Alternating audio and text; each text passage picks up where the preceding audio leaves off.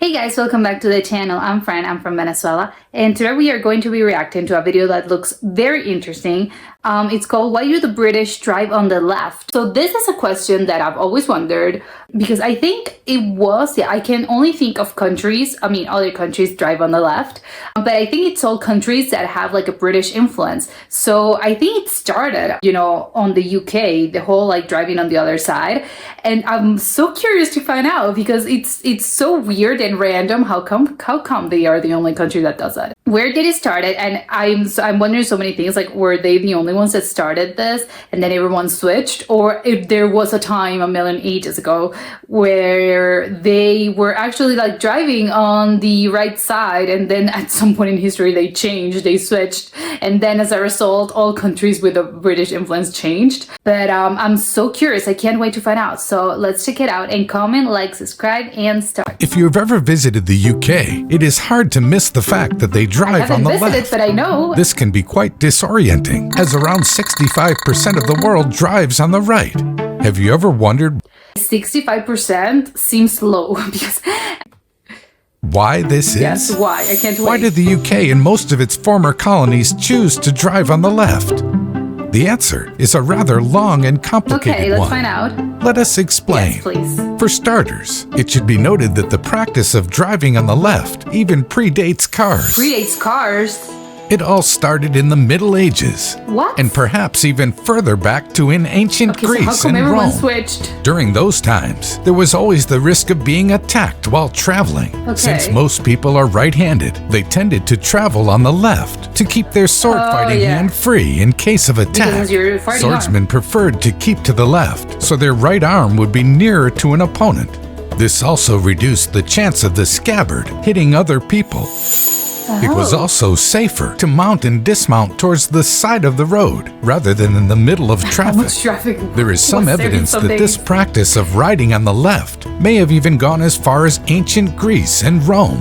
And that wasn't the only I know, case. obviously, like, it's not like that, but it makes me laugh that the driving on the left comes from, like, and they're showing, like, Greek carriages and stuff. In like Roman times, because it's like traffic and driving, like they're driving horses. Like, you can't drive a horse, you ride a horse. But I get what they mean, but it's just very funny. Case of people traveling to the left. For instance, in 1300 AD, Pope Boniface VIII declared that all pilgrims traveling to Rome should keep to the left. So how did people ever switch to the right? Well, it turns out Napoleon preferred to ride on the right. Why? And so did Hitler. In fact, Hitler forced Czechoslovakia and Austria to switch to right-hand driving. However, since Britain resisted both Napoleon and Hitler, the country never switched to the right. One country that did not have to make the switch, however, was America.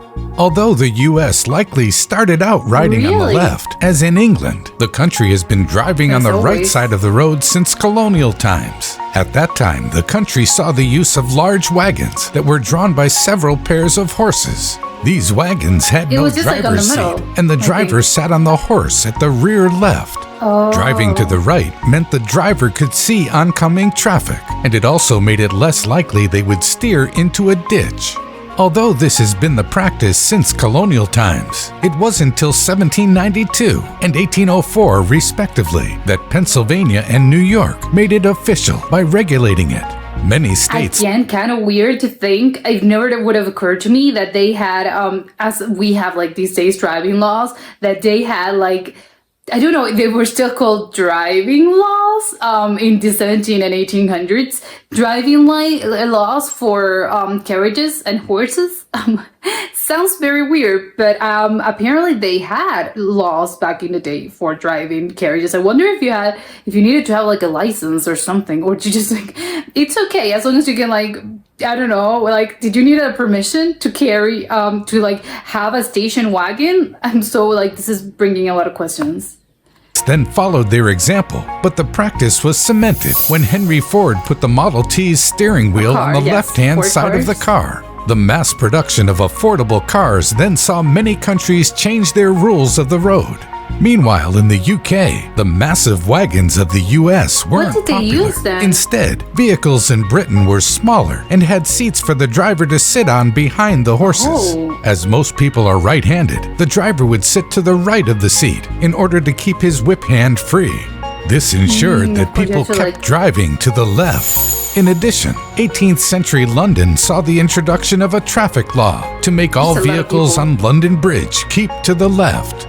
This was in an effort to reduce collisions. The rule was then incorporated why were there into so many people walking on the street? Was that normal? I don't like, was it normal for the time? It looks like a lot of people, and especially like it's old-timey. So like, why were they so many people? Highway Act of 1835 and was later adopted throughout the UK, making left-hand driving mandatory in Britain. The 20th century saw an attempt to harmonize road laws in Europe, leading to a shift in right-hand driving, but that didn't affect the UK. Today, there are around 78 countries and territories that drive on the left. More than I would have thought. Yeah.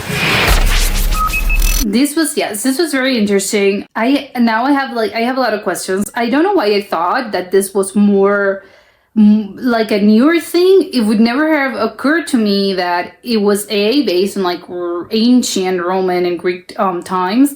And also the fact they had like driving laws back in the 1830s, the highway law of 1830. So they had highways back in like the 1800s, probably like different highways as we know like these days. But still it's kind of like, what do you mean you had like a highway in 1830? Like, that's so weird.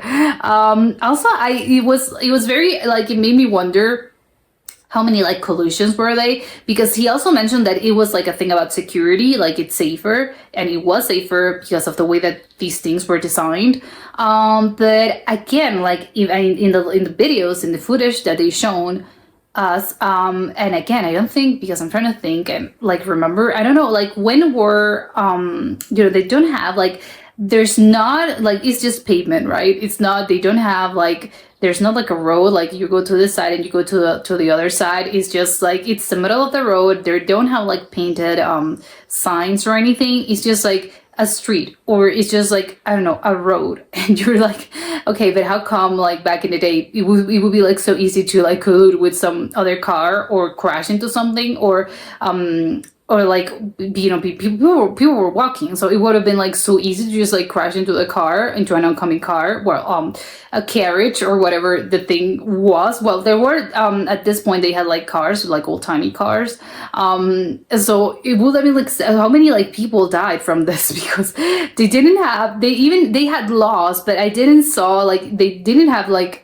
again, like you have to like have designated side of the road, like they didn't have those, or traffic signs. So, and there was like a moment there in a footage where there was like an intersection, like a pretty busy intersection, and you have like cars going from all sides. You had like one road on this way, another way, and then like an intersection. So you had like cars going like this, and then a car going like this, and also people like people that were walking.